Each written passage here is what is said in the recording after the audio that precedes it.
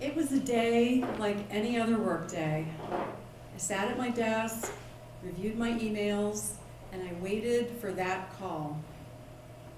I never knew when that call would come, but when you're a crisis response counselor, it always comes.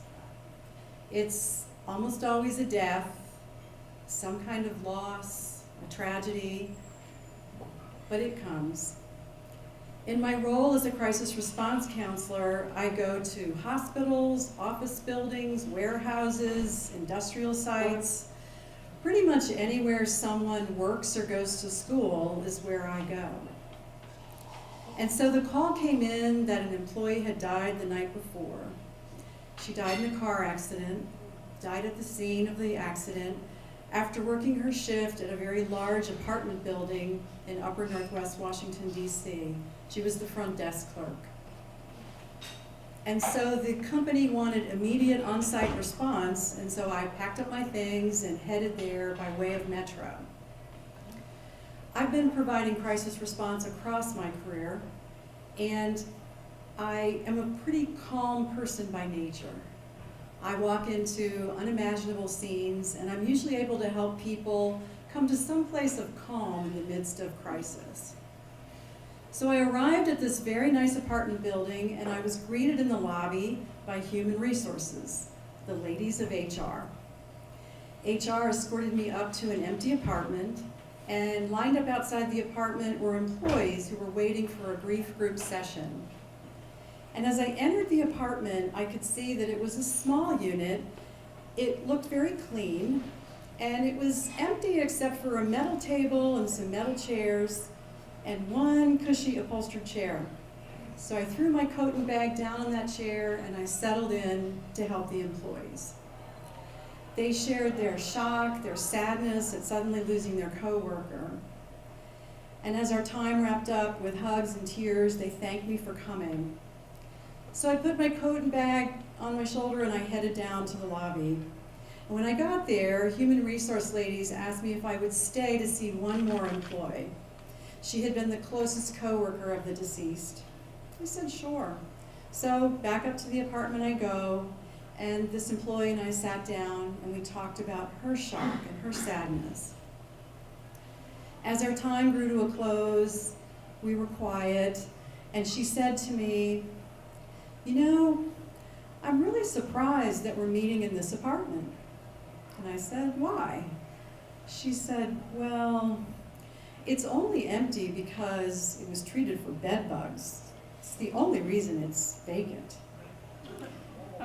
I looked at her, and I looked over at the cushy chair that held my coat and bag, only to see, with true horror, small brown bugs were crawling across my things.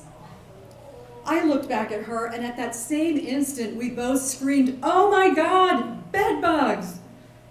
And then I realized I had put on that coat, I had grabbed that bag, and now my things were contaminated. We looked back at each other again and said, shit, shit, shit, and bolted from the apartment. We get off the elevator, and the ladies of HR are there, but there's another gentleman with them. HR comes forward and they say, Barbara, our CEO is here today, and he wants to thank you for coming. And I'm immediately greeted with the thrust hand of Mr. CEO. And he says, Barbara, thank you so much for coming out today. We appreciate your quick response. And I'm panicked. I don't know what to do. Do I shake the hand of Mr. CEO? Do I pass bed bugs to him?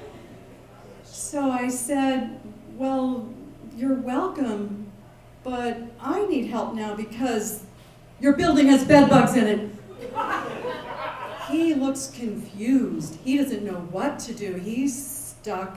And so HR swoops in and says, well, not to worry, Barbara. Let's let Mr. CEO be on his way. I said to HR, I need to get to a bathroom. I need to get these clothes off right now. HR said, no, not to worry. We'll take you down to the laundry room. So they casually stroll me to the laundry room, and the laundry room is full of residents doing their laundry, doing their washing, their folding. No idea that I, Barbara, carrier of bed bugs, has invaded their laundry room. HR takes my tote bag, dumps out the contents, takes my coat, throws it all in the dryer, and then they lean on the counter, paging through emails on their phones. They could have cared less about me. They point down the hall to a bathroom. As I enter the bathroom, it's like the worst gas station bathroom you've ever entered times 100. It's nasty, sticky, grimy, smelly. And as I enter the stall, I'm quickly yanking my clothes off and ruffling my hair and smoothing my skin. And now I'm standing naked in squalor. Trying not to cry, put my clothes back on, and all I can think about is escaping. But I still have to go back out and talk to HR. I go back out to the laundry room, and they hand me my tote and my coat, and they say, "Thanks for coming." I leaned forward and said, "I know what I saw in that apartment." And they said, "Well, we think you're fine. We treated that apartment." Now I'm in an alternative universe where bed bugs are fine? I knew I had to leave. I had to get away. I make my goodbyes, and as I exit the building, it begins to rain. And as I walk a little further ahead, a thunderstorm erupts right over my head. Now I'm walking to Metro, drenched, pouring rain, furious, barely clutching the bed bug-ridden items. And when I get to Metro, I know I look like the picture of the crazy homeless woman. You know? I'm eyeing everyone suspiciously, I'm kicking my clothes. And all I could think about was getting home and getting a long hot shower.